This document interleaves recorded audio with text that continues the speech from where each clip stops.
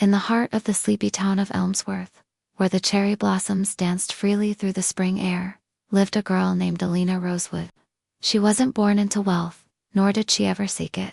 Her mother, a retired school teacher with a limp from a forgotten war, and her father, a quiet man who once worked the mills before the factory fires, consumed his job and nearly his life, had raised Alina with tenderness and a love for stories. Alina's world was stitched together by the scent of old books, the creaking floorboards of their wooden cottage, and the warmth of soft tea in hand-me-down cups. She had dreams, not wild ones, but ones stitched delicately into the fabric of her small-town existence. She dreamed of becoming a writer, of penning novels that would one day carry a piece of her spirit into the world. But in Elmsworth, dreams had a peculiar way of drying out like riverbeds in a drought, especially when someone like Callum Devereux was determined to salt the land. Callum Devereux was everything Alina was not: rich, influential, and cruel in that polished, subtle way that only the powerful could afford to be. His father owned half the town, the publishing house where Alina worked as an unpaid intern, the land her family's house stood on, and the very school that once rejected her scholarship application without explanation. Callum had always noticed Alina not with admiration, but with the idle amusement one reserves for a moth fluttering near a chandelier. When she refused his invitation to the winter gala, refused it with the trembling dignity of someone who knew what it would cost, he made sure she learned what defiance truly meant. The punishment wasn't immediate. It came slowly, like frost crawling over a window pane. First, her application for a full-time editorial assistant was mysteriously lost. Then, her mother's teaching pension was re-evaluated and abruptly halted due to a misfiled record. Her father received eviction papers, citing unpaid dues they had already settled months ago. All roads led back to Devereux Holdings. When Alina confronted the HR office at the publishing house, the receptionist wouldn't meet her eyes. Sometimes, "Miss Rosewood," the woman whispered, "you just need to know your place." Alina wept, at first quiet, bitter sobs into her pillow that soaked the lace and feather stuffing. She wept for her parents, who now whispered about moving to a distant relative's farm. She wept for her manuscripts that sat ignored in drawers. But most of all, she wept for herself for believing that the world rewarded goodness. But one morning, as she stared at her reflection in the fogged mirror of their modest bathroom, something inside her changed. Her grief simmered into resolve. If the world only respected power, then she would speak the language of power to only quieter, sharper, and with the patience of someone who had nothing left to lose. Alina began her revenge, the way every great writer does, with research. She spent nights at the library, combing through legal archives, corporate records, shareholder disputes, and hidden scandals. She found threads, little ones, insider tips leaked to friends of Callum before quarterly stock dips, hush payments, to silence fired editors, even a forged signature from a previous lawsuit that had been conveniently buried. But it wasn't enough. Callum was insulated by layers of money and lawyers. She needed more than evidence. She needed an ally. That's when she remembered Ezra Linwood. Ezra had once been Callum's closest friend, until a business deal gone wrong ended in betrayal. Rumor had it that Callum stole Ezra's startup idea and sold it to an overseas investor, leaving Ezra in ruins. Alina reached out, not with desperation, but with precision. She sent him one of her old short stories, one that mirrored their real-life narrative of betrayal and redemption. It arrived with a note: "I think we share the same villain." Ezra called her the next day. Their alliance wasn't born of trust, but of mutual scars. Ezra had connections, legal expertise, and most importantly, access. He had once known every password Callum used, every security blind spot in Devereux Tower, every associate who hated Callum but feared him too much to speak. Alina brought the soul, the strategy, and the words. Together, they drafted a dossier, part whistleblower expose, part financial scandal, and part character assassination. But they didn't just want to bring Callum down, they wanted to obliterate his name from the town's skyline. They spent weeks crafting an anonymous digital profile, releasing carefully timed stories, leaking documents to journalists, creating a pressure cooker of public outrage. And just when the whispers in the boardroom grew into panic, they scheduled a public reckoning. a press event disguised as a product launch, where Callum was meant to unveil a new line of eco-publishing initiatives. Alina, dressed in her mother's pressed blazer, walked onto that stage before he could speak. She stood beneath the glare of lights, with reporters poised and cameras live, and said with perfect calm, "Before Mr. Devereaux unveils his vision for the future, perhaps we should examine the decay of his past." And the room erupted. The press conference descended into chaos. Flashes from a dozen cameras lit up Alina's face like strobes on a battlefield. Reporters scrambled over one another, thrusting microphones and shouting questions, their eyes lit with the frenzy of a breaking scandal. Callum stood frozen behind her, his practiced smirk twitching into something that looked vaguely like fear. His perfectly tailored suit seemed to sag on his shoulders, and his mouth opened, then closed, as though the words he relied on to manipulate the world had abandoned him. Alina didn't tremble. She had rehearsed this moment countless times in the quiet solitude of her room, whispering her lines like sacred vows. Her voice was steady as she lifted the sleek tablet in her hand and tapped the screen, projecting a flurry of documents onto the large display behind her. Embezzlement reports, internal memos, redacted communications, and financial statements with conveniently shifted numbers flickered on the wall like the pages of a corrupted novel. "Every page," she said, her tone unshakable, "has been verified by a legal team not under Devereaux payroll. You'll find unreported income, insider trading, intellectual property theft, and harassment settlements. This isn't a story, ladies and gentlemen. This is a reckoning." Some in the audience gasped, others murmured. One bold reporter raised her voice, asking, "Miss Rosewood, how long have you been compiling this?" Alina turned toward her, face illuminated by the lights, and answered, "Since the day I was told to remember my place." That line hit harder than the accusations, was personal, real. It spoke of a system not just corrupted by power but weaponized by it. Callum tried to reclaim control. He stepped forward, gesturing for calm, his voice oozing PR-polished charm. "This is clearly a malicious stunt, orchestrated by someone who has harbored resentment and sought attention. These are fabricated documents." But before he could continue, Ezra appeared from the crowd, dressed in a simple charcoal suit. He walked with slow confidence to the front and pulled a flash drive from his pocket. "Actually," Ezra said, plugging the drive into the panel, "these are backup server logs from your own internal archives.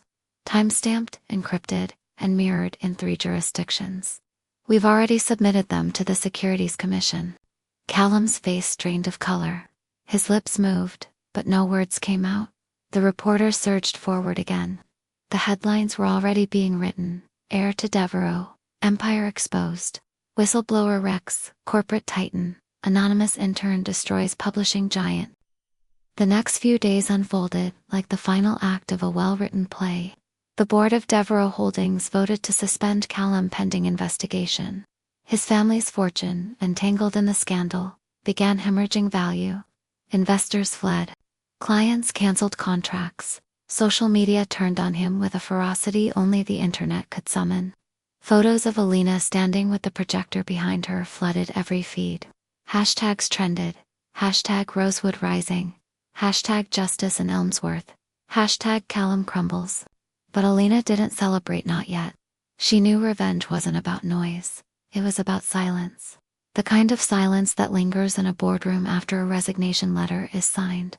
The silence that creeps into a mansion when its owner sleeps in a guest room because his name is no longer welcome in elite circles.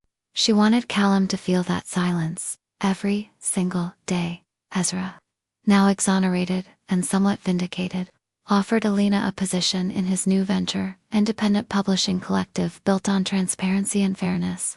But Alina politely declined. "I think I have one more chapter to write," she said with a soft smile. Ezra understood. He had gotten what he needed, his name cleared and his dignity restored. Alina, however, still had to return home, because the story didn't end with Callum. The very town of Elmsworth had been complicit.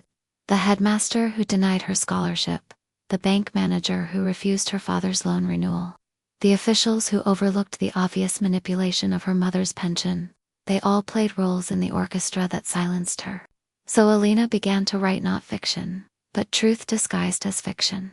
A novel set in a town not unlike Elmsworth, where power lived behind picket fences and cruelty wore designer shoes. She didn't name names, but she didn't have to. Anyone who read it knew exactly who they were. She self-published the book under a pseudonym, and thanks to the viral fame from the scandal, it exploded in popularity. The petals beneath her feet became a literary phenomenon. Critics praised it as a modern masterpiece, raw, poetic, and searingly honest. Book clubs devoured it, college professors dissected it, and the town of Elmsworth tried desperately to pretend they hadn't inspired it. But no one could look at the Rosewoods the same way again. Suddenly, Alina's family was no longer the quiet poor folk living on the edge of town. They were survivors. Her father received apology letters from those who had once mocked him. Her mother was asked to speak at school panels about resilience and education. And their little cottage, it became a local landmark.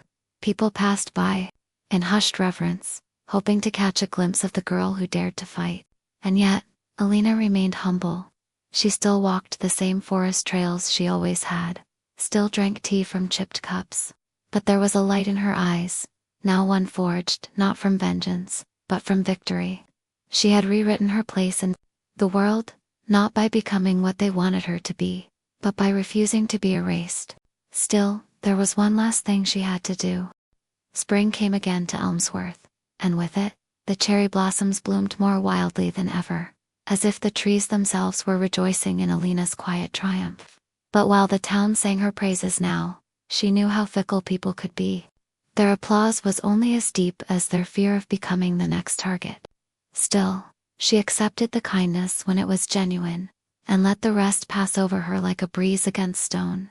What mattered more was the peace that had finally returned to her parents' faces. Her father smiled more. Her mother painted again.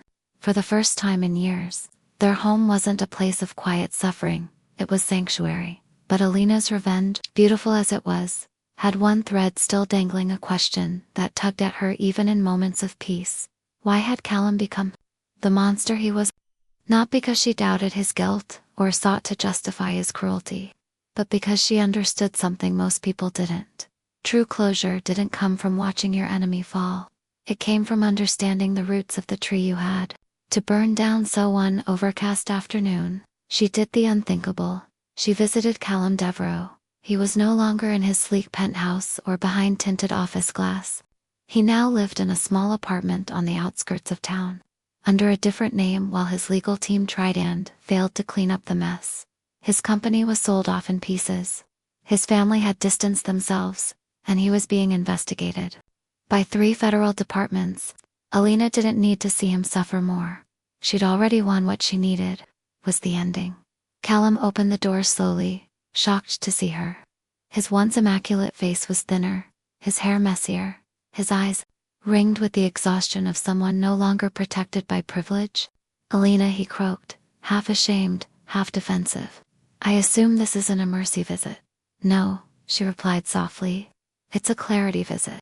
He let her in without resistance, as if he already knew he owed her more than just explanations.